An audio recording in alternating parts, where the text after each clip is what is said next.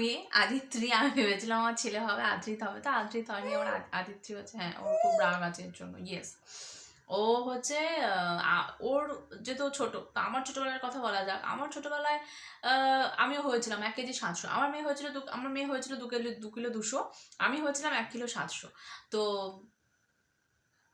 সবাই বলেছিল মরে যাব, কিন্তু ফর্চুনেটলি আমি বেঁচে গেছি। তো ইট ওয়াজ মাই লাক, আমার লাকটা আমার প্রতি ফেভার করে গেছে। তবে আমি নাকি খুবই কাঁদতাম, সেজন্য আমার নাম টিয়া, ডাক নাম। কারণ আমার মামার বাড়ির দাদু আমাকে বলছে, হ্যাঁ সারাক্ষণ ট্যাঁ ট্যাঁ করে, তো ওর ডাক নাম থাকবে টিয়া।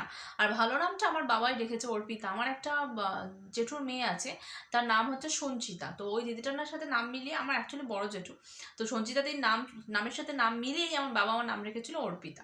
সো দুটো নামকরণ আমার এইভাবেই হয়েছে। আর আমার ভাইয়ের নামকরণ জাস্ট শুনলে মানুষ হাসবে, এটা কি রকমের নাম। আমার ভাইয়ের ডাকনাম, মানে ডাকনামটা হচ্ছে কার্গিল, আর ওর ভালো নাম হচ্ছে দীপক।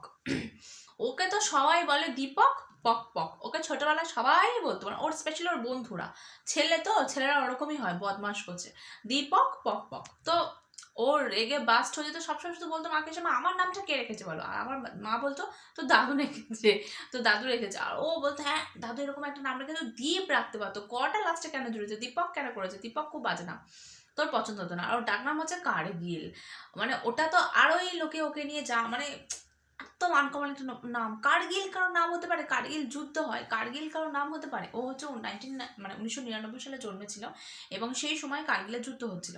তো একদিনই হঠাৎ করে দুম করে, মানে ভীষণ সকালবেলা ভোরবেলা হয়েছিল।